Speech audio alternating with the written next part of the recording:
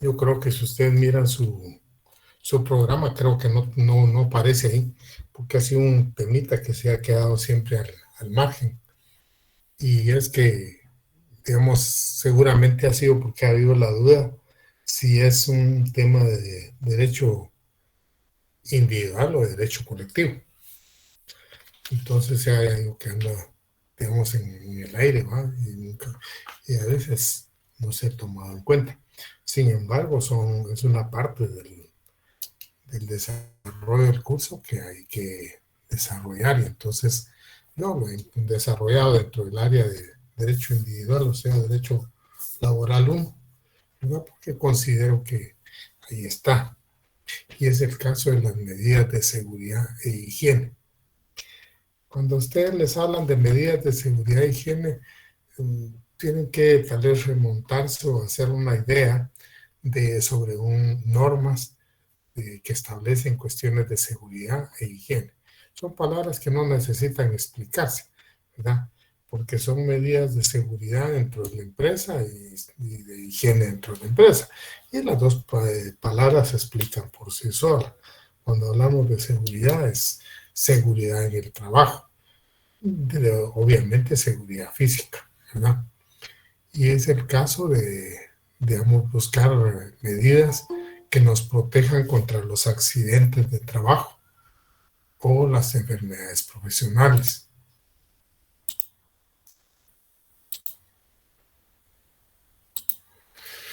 Ahora bien, el tema es un tema, podría decirse corto, porque no merita hacer digamos, una exposición exhaustiva, no porque no tenga importancia, sino porque, digamos, está relacionado con diferentes temas, ¿verdad?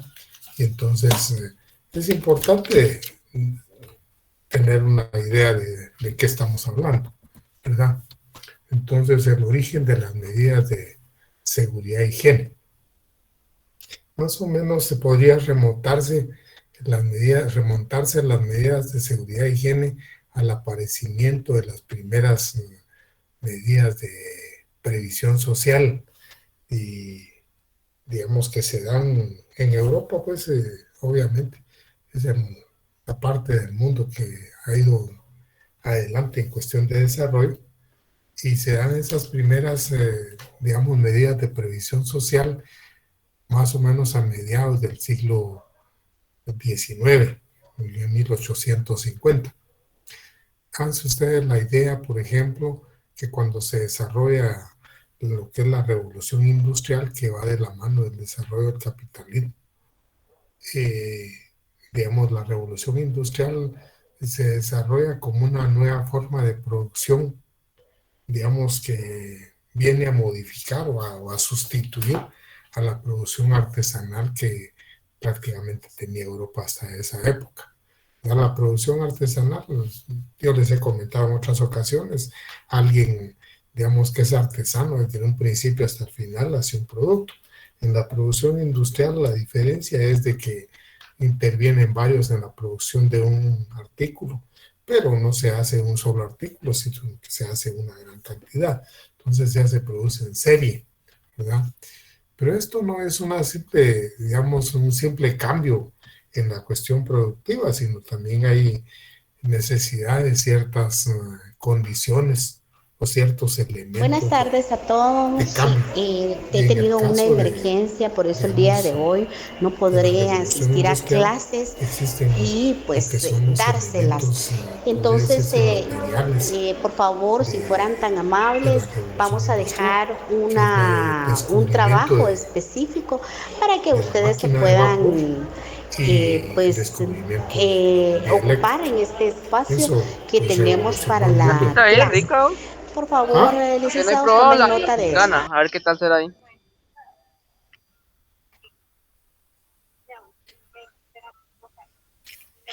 Compañero, Ogra. micrófono.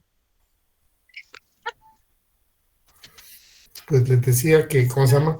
Que digamos, la revolución industrial se produce dentro de ese aspecto, pero bueno, obviamente tengan ustedes la idea de que el hecho de que las fábricas tuvieran, digamos, una fuerza, una energía que moviera, digamos, herramientas y todo, seguramente no daba lugar en aquel tiempo a que las herramientas fueran muy afinadas, han de haber sido muy rudimentarias. Si al día de hoy en las fábricas, yo les digo que si los trabajadores no tienen cuidado, se vuelan los dedos, cuestiones así, porque hay troqueles y cosas así, digamos, que con las que trabajan, que son bastante complejas, ¿verdad? Yo que fui obrero lo vi. Y entonces les digo, háganse ustedes la idea en una etapa donde la energía era un poquito más rudimentaria todavía y la maquinaria era más rudimentaria. Entonces aparece en ese proceso de la revolución industrial donde se da el cambio de forma de producción de Europa. Aparece prácticamente muchos accidentes de trabajo. Y también se empiezan a descubrir un montón de, digamos, accesorios o qué les dijera yo, o artículos que se usan en la fabricación que producen efectos secundarios en los trabajadores. Entonces, posiblemente de entradita no se den cuenta, pero más adelante sí. Ustedes habrán oído, por ejemplo, que durante ese tiempo, esa etapa, en la parte inicial, Guatemala era uno de los que aportaba a Europa lo que era la cochinilla. ¿Y qué era la cochinilla? Unos animalitos que andan por ahí, que prácticamente procesados, o sea, desechos. Esos animales servían de base para producir lo que eran los colorantes, ¿verdad? Entonces, sin embargo, Guatemala deja de mandar la cochinilla a Europa y no porque sencillamente digamos, no pueda mandarla o porque ya no pueda producir. No, ya no manda la cochinilla a partir de cierto tiempo porque en Europa descubre, en Alemania precisamente, unos químicos que le sirven para hacer la base de los colorantes. Entonces ya no necesitan la cochinilla. ¿Qué les puedo decir si era más sano la cochinilla o los químicos? A saber, ¿verdad? Pero el hecho es de que en este proceso prácticamente hay mucha gente dañada por el uso de ciertos, digamos, materiales, ¿verdad? Y hay gente dañada por accidentes de trabajo. Los trabajadores en esa etapa no pueden organizarse porque la asociación es un delito, es prohibido en Europa, ¿verdad? O sea, el liberalismo ha llegado a tal desarrollo que ha prohibido incluso que se puedan organizar los trabajadores. Y entonces los trabajadores ya no pueden organizarse, empiezan a manifestarse en contra de esas cuestiones que les digo yo, los accidentes de trabajo y los efectos profesionales de los medicamentos, que es lo que se llama las enfermedades profesionales. No cabe duda que, digamos, también en esa etapa aparecen algunos ideólogos de corte social, como Carlos Marx y algunos otros más o menos de esa orientación, que van haciendo efecto en la sociedad europea. Y entonces los estadistas, o sea, los gobernantes, empiezan a ponerle atención a los efectos que está produciendo la maquinización.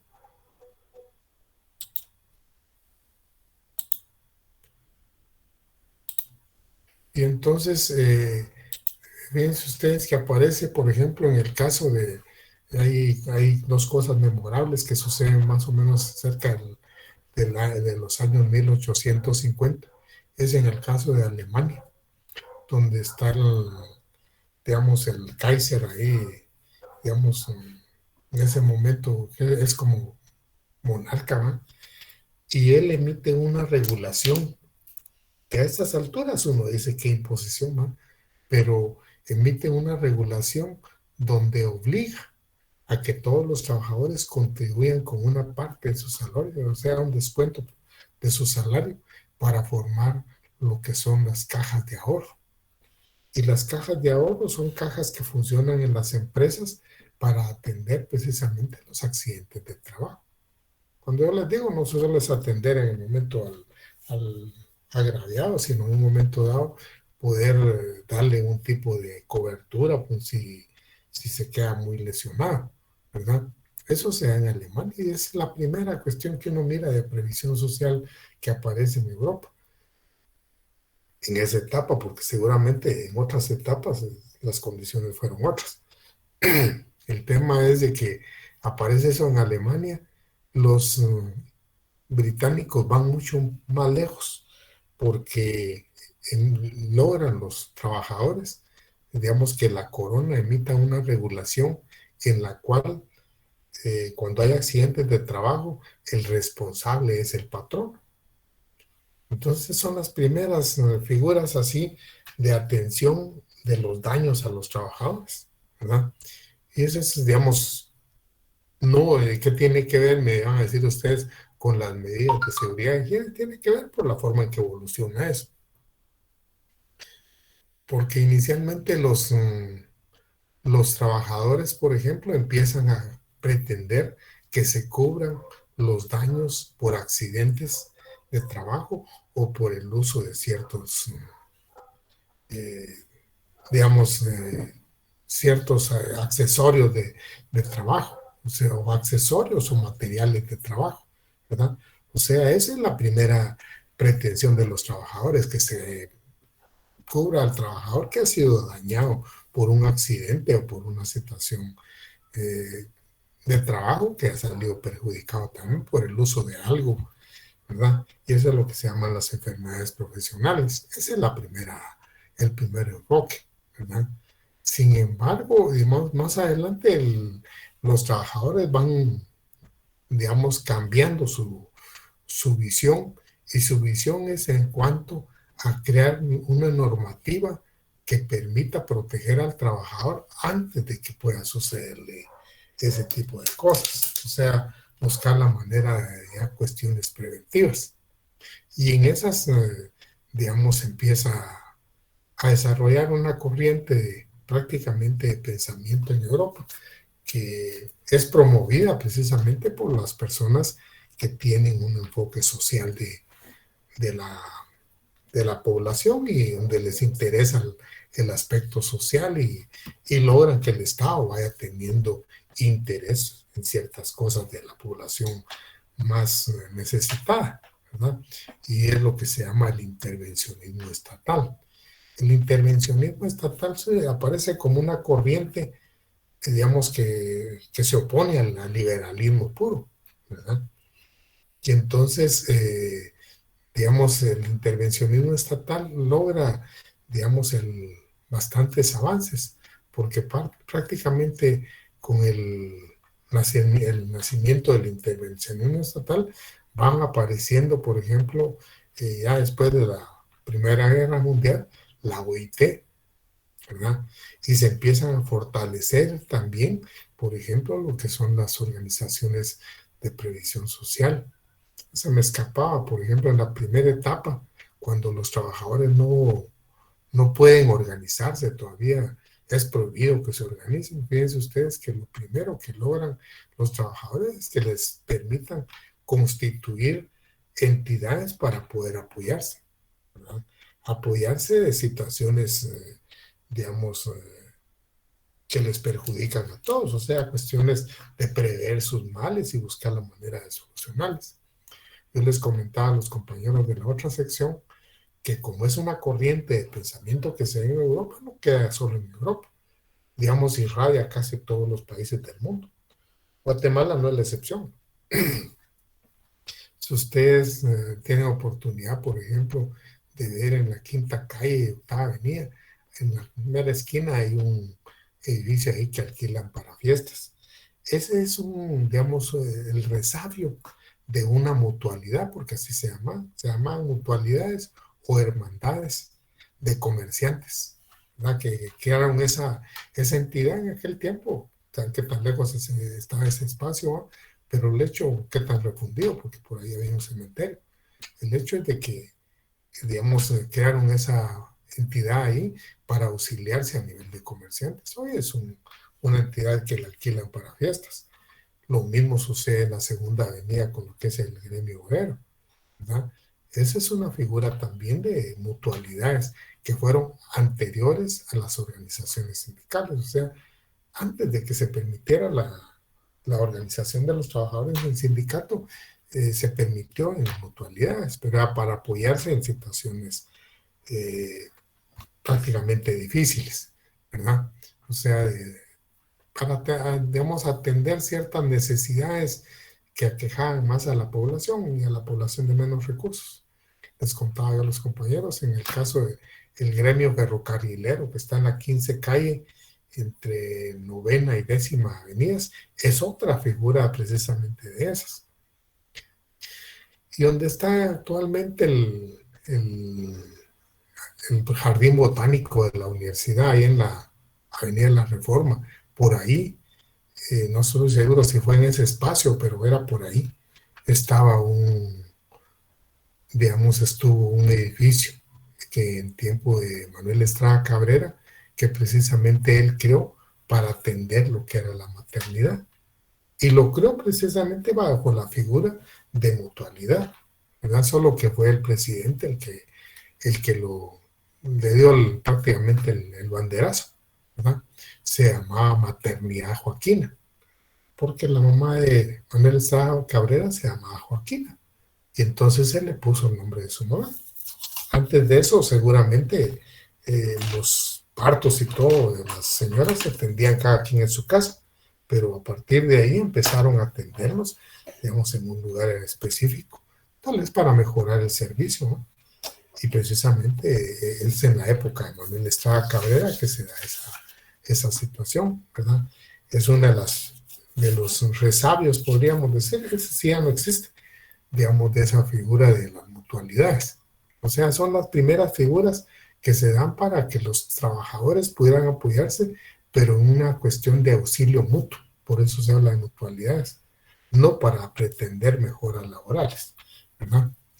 Entonces, el proceso, los trabajadores siguen después y de alguna manera más adelante ellos logran organizarse en sindicatos, pero lo que les quiero dejar a ustedes claro es que las mutualidades aparecen antes que los sindicatos, o sea, se permitieron antes, como una forma de atender las necesidades personales de los trabajadores, ¿verdad? Pues con el crecimiento del intervencionismo estatal que les cuento yo, que es una corriente prácticamente que se dio a principios del siglo pasado, se fortalece la previsión social. Y también, por ejemplo, después de la Primera Guerra Mundial aparece la OIT, y la OIT empieza a emitir, digamos, algunos convenios. Saben ustedes que los convenios de la OIT son para atender ciertas situaciones, regulación laboral y de tipo social, para atender la situación del trabajador, ¿verdad? Y les comentaba yo a los compañeros el convenio 16, que regula, por ejemplo, el hecho de certificado médico, por ejemplo, para los trabajadores menores de edad. O sea, establece una situación para atender la salud de los trabajadores. El convenio 17, que crea o ya refiere, por ejemplo, lo que es una indemnización por accidentes de trabajo. Fíjense ustedes. O sea, la OIT también va orientada por ese lado. En el convenio 18, en la indemnización por, digamos, daños por enfermedades profesionales. Está el 24, que habla de un seguro para enfermedades provenientes del trabajo, ¿verdad? El 25, un seguro a los trabajadores agrícolas. O sea, va creando una serie de figuras. Por supuesto que esto no todos los países lo fueron asimilando pues como ley, pero algunos sí, y entonces fueron apareciendo ese tipo de normas, ¿verdad? El 28 es la protección de los trabajadores de carga, digamos, en los muelles. Y es el caso que la OIT toma en cuenta el hecho de que, digamos, ese trabajo era una situación bastante compleja y no todas las personas están en la capacidad de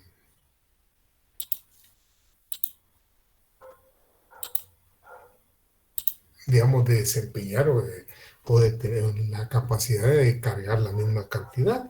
Entonces, crea ese convenio precisamente para la protección de los mismos trabajadores, los cargadores y descargadores de los buques. ¿Por qué les cuento todo esto? Porque eso está relacionado a previsión social y fíjense ustedes que se da estos convenios entre 1921 y 1929. En 8 años se reguló un montón de cuestiones de tipo de previsión social, ¿verdad? Pero el caso, digamos, de previsión social como que logra de alguna manera un desarrollo más grande despuesito de que aparece la OIT, porque la mayoría de países van creando sus instituciones de previsión social. Entonces, ahí como nosotros aparece hasta 1945, ¿verdad? Hasta entonces aparece, pero hay otros países que aparecen mucho antes, ¿verdad? Y eso es en cuanto a seguros internos, o sea, cada país crea su propia forma de seguridad social y su propia estructura, no es una cuestión de que se parezca una con otra. Cada país lo maneja, digamos, de la manera que lo consideró más oportuno. Imaginen ustedes, por ejemplo, el caso de Estados Unidos o Costa Rica. Digamos, financian lo que es el seguro social dentro de la cuestión impositiva. O sea, las personas en los mismos impuestos pagan de una vez el seguro social. Es un impuesto mucho más alto, por supuesto, ¿verdad? La cobertura, no sé cómo esté, pero en Estados Unidos tiene cobertura ciertas cosas que no tenemos nosotros. Entonces, el hecho es de que la previsión social va teniendo dos enfoques. Uno es atender las necesidades, digamos, provenientes de accidentes de trabajo o enfermedades profesionales, y la otra es una orientación a prevenir que no se den mayor cantidad de accidentes de trabajo o enfermedades profesionales. En esa segunda es donde están enmarcadas las medidas de seguridad e higiene, ¿verdad? Las medidas de seguridad e higiene, digamos, en nuestra legislación están en el Código de Trabajo, del artículo 197 al 205. Entonces, cuando ustedes las lean, van a ver ustedes que entre esas medidas de seguridad e higiene hay el hecho, la obligatoriedad de que un patrono deba estar afiliado al IX, por ejemplo. Y si no está afiliado y un trabajador tiene algún accidente, el patrón resulta responsable y cositas de esa naturaleza. Entonces, también van orientadas otras cuestiones de seguridad e higiene en cuanto a normar qué condiciones de trabajo debe tener un trabajador dentro de la empresa, ¿verdad?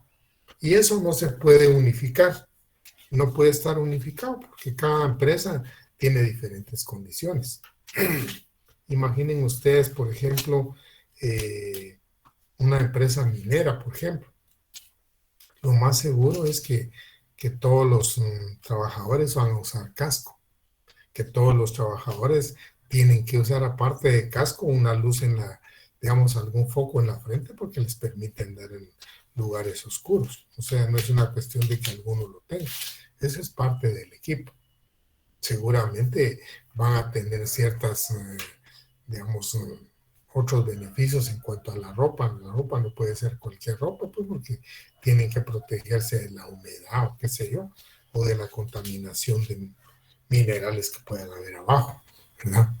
No podemos pensar en esa forma, por ejemplo, si hablamos de una empresa que se dedica a los procesos alimenticios, por ejemplo, ¿verdad? Seguramente las medidas de seguridad van a estar dentro del hecho de que en las máquinas haya cierta seguridad para los trabajadores, o sea, el uso de guantes, el uso de anteojos, por ejemplo, ¿verdad? O qué sé yo, otra cosa del equipo. Entonces, no hay una norma que diga que a todos los trabajadores se les pueda dar lo mismo, ¿verdad? El Ministerio de Trabajo, por eso tiene normativos así para distintas actividades y tiene uno general, que es el Acuerdo Gubernativo 229 de 2014, que es el Reglamento de Salud y Seguridad, ¿verdad? Ahora, de todo lo que yo les he planteado, si las normas de trabajo regulan las condiciones en que se presta el trabajo, ¿en dónde quedan estas disposiciones? ¿Verdad? Y esa es tal vez la parte más compleja, porque son normas de previsión social.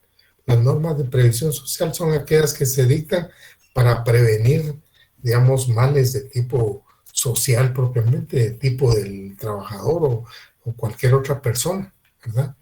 Y entonces el tema es dónde se impone. En este caso, se van a imponer dentro de la relación de trabajo porque, digamos, ahí es donde deben cumplirse, ¿verdad? Y entonces se van a imponer como condiciones de trabajo. Entonces, podríamos decir, no obstante que son normas de previsión social, ya vienen a ser condiciones de trabajo porque si alguien necesita utilizar determinados anteojos en un lugar para que no le dañe la vista, para que no le entre alguna basura, para que no le llegue alguna chispa, prácticamente está estableciendo, perdón,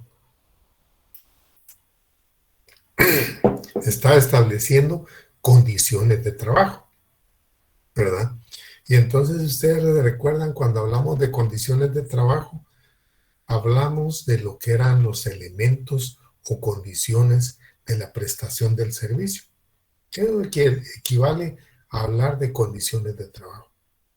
Ahí están prácticamente incorporadas las medidas de seguridad, que no necesitamos explicar por qué son medidas de seguridad. Son medidas de seguridad física para el trabajador, ¿verdad?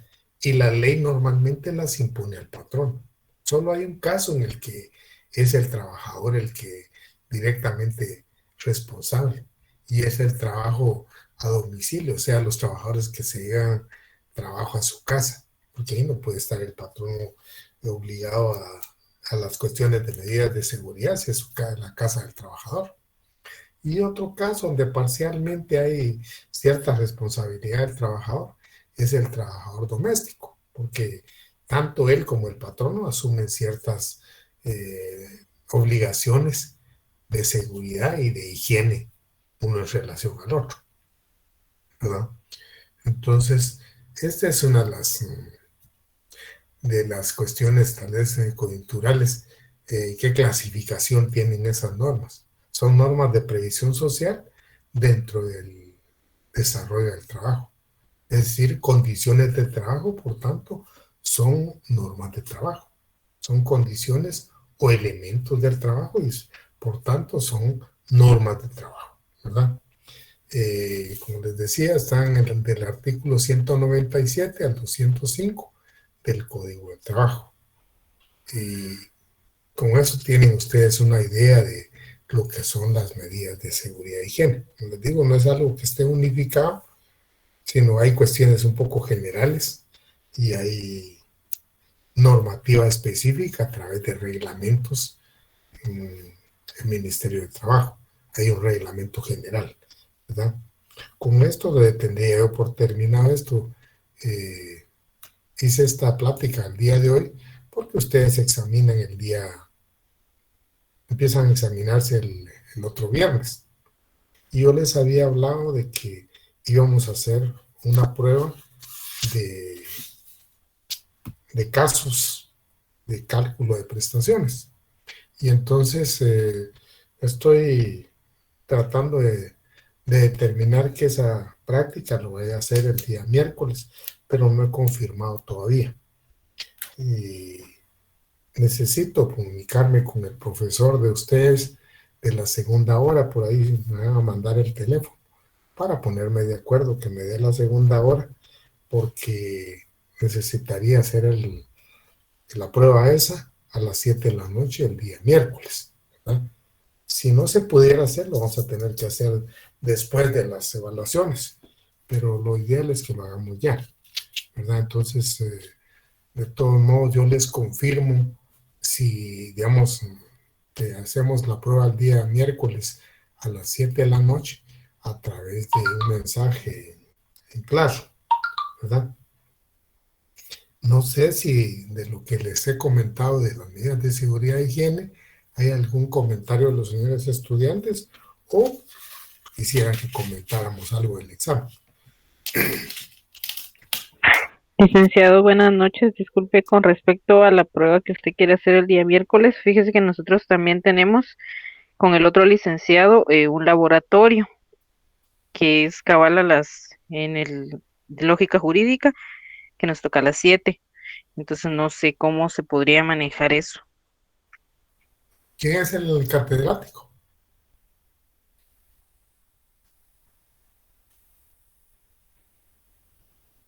¿Quién es el catedrático que tienen en lógica jurídica? Elic Mardo. Licenciado Marto. Mardo. Marto Gómez, licenciado.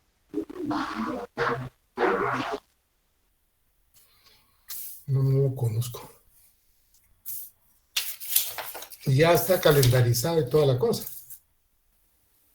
Sí, lo que pasa es que como este día que nos tocaba clase con él, se suspendieron las clases, entonces él nos calendarizó para el otro porque su examen sí lo vamos a realizar antes de Semana Santa.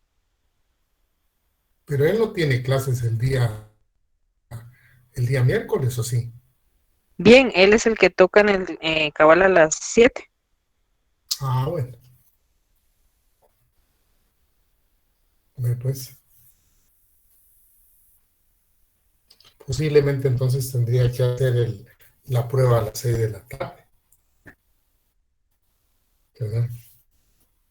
Yo tenía la idea de hacerla a las 7 de la noche por el hecho de que la mayoría ya disponen de más tiempo a esa hora. El tema es de que no la puedo hacer en otro día porque los otros días pues son de otras clases, ¿verdad? Tendría que ser en un día que sea de mis clases. ¿Y en algún otro horario, licenciado? Perdone. ¿Cómo qué hora? ¿Cómo qué horario? Y si la inicia exactamente a las 5:30 para pues que tengamos más tiempo.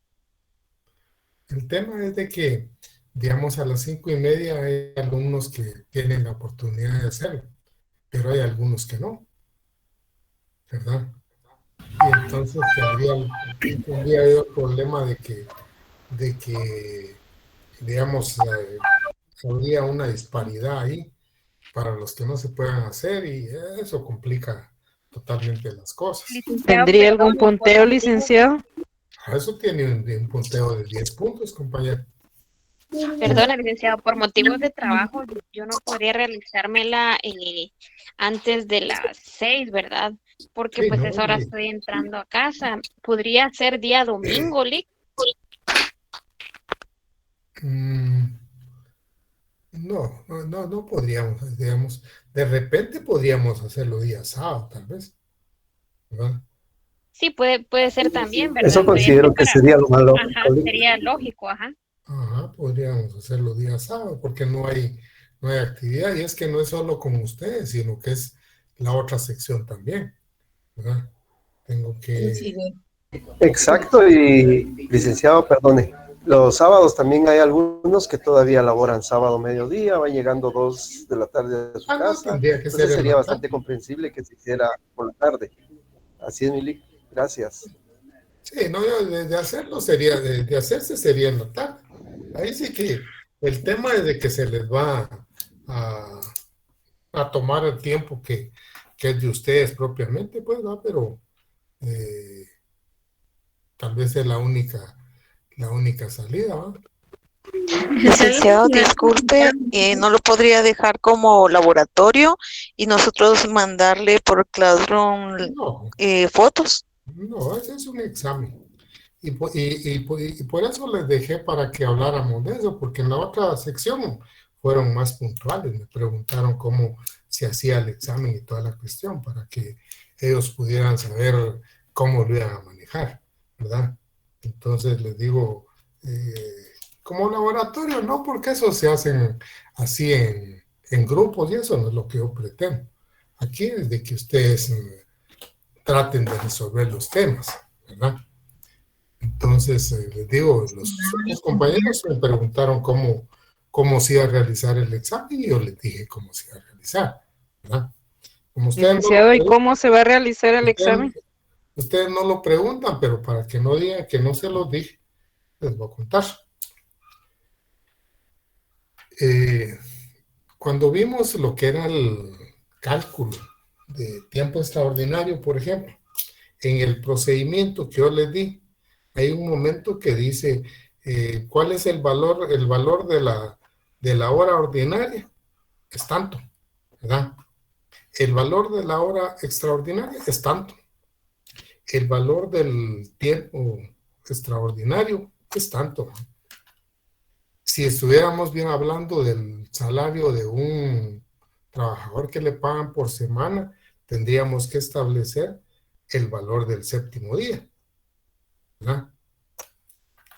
Y si nos preguntan a nosotros, por ejemplo, cuál es el total del salario, tendríamos que tener en cuenta que está el valor del salario ordinario, el valor del salario extraordinario y el valor o el monto, o si no es valor, ¿verdad? El monto del salario ordinario, monto del salario extraordinario y el monto del séptimo día para saber cuál es el salario total, ¿verdad? En un trabajador que le pagan por semana. Pero si nos tocara, por ejemplo, el caso de un trabajador que le paguen por mes, no tenemos que averiguar séptimo día, pero sí tenemos que tener en cuenta, digamos, sumar el tiempo extraordinario, el salario extraordinario y el salario ordinario para sacar el salario total, ¿verdad? Esos son factores que yo les enseñé a sacarlos, ¿verdad? Entonces, ¿cómo puede venir ese caso, por ejemplo, en el examen? Bueno, les cuento que en el examen, digamos, ustedes tienen en la pantalla arriba el problema ahí descrito, ¿eh? Y abajo, digamos, tiene una pregunta. ¿Cuál es el valor de la hora ordinaria, por ejemplo? 3 preguntas van a tener, obviamente. ¿Cuál es el valor de la hora ordinaria? 3 o 4, no sé. ¿Cuál es el valor de la hora extraordinaria? ¿Verdad? ¿Cuál es el valor del séptimo día, por ejemplo? Si eso es lo que nos interesa. O si nos interesa la totalidad del salario, ahí se les va a preguntar, ¿verdad? Y entonces al preguntarle no es una cuestión de que ustedes vayan a llenar ahí, sino que hay 3 o 4 opciones para que ustedes las marquen. Esa es la forma del examen autocalificable, ¿verdad? Así como lo hemos venido viendo. ¿Cuál es el procedimiento en este caso? En este caso ustedes leen el problema y empiezan a desarrollar su problema. Una vez tengan todos los valores que yo les he referido, que se los dije, se los fui diciendo, entonces pueden ponerse a contestar lo que está en el examen, ¿verdad? Obviamente, no les voy a decir, si es un cálculo de salario extraordinario de un trabajador que labora semanalmente, hay 5 preguntas, ¿verdad? Posiblemente no van a estar las 5, van a estar 3 o no sé, ¿verdad? Y entonces van a establecer las respuestas que les estoy pidiendo, tendrán que marcarlas ahí en ese momento. O sea, el mismo problema les va a preguntar 3 cosas y les va a dar de cada pregunta varias opciones. Así es, ¿verdad? Lo mismo sería... Licenciado, pero usted, digamos que no le tenemos que mandar nosotros nuestros cálculos escritos, sino que únicamente vamos respondiendo. De una vez. O sea, los cálculos escritos no me sirven a mí. Ustedes realizan su problema, tienen la pantalla abierta y Y en el momento en el momento que terminen su cálculo, se ponen a contestar el cuestionario que está abajo. Porque, ¿Cuánto tiempo nos dará para realizarlo? pues estoy pensando darles 40 minutos. Son 3 preguntas, son 3 temas. ¿Ah? ¿No nos podría dar un poquito más, licenciado? No, a todos les he dado siempre 30. A ustedes les va a dar 40. Y les digo porque lo que pretendo yo es que cada quien, si cada quien, digamos, aprendió a hacer los problemas, no va a tener ninguna dificultad para contestar, hacer su problema, resolverlo y tener listas las respuestas para poder contestar, ¿verdad? Ese es el sistema, ese es lo que permite este sistema de examen. Y yo les digo que no les podía hacer el examen esta forma, esta plataforma, con el otro examen que solo hace preguntas y falso, verdadero o selección múltiple, porque aquí, digamos, permite hacer el uso digamos, de una plataforma donde se plantea un problema y se plantean después las preguntas, ¿verdad? Y las opciones. La plataforma permite eso, ¿verdad? Y entonces yo aprendí a manejarla y digamos, y lo he venido usando. Licenciado, perdone, ¿Sí? a la hora de decirme usted la plataforma, ¿cuál sería? Es la de Moodle. La de Google Forms. ¿Ah? ¿La de Google? No, la de Google, no. Es la de Moodle, la de la Va. universidad.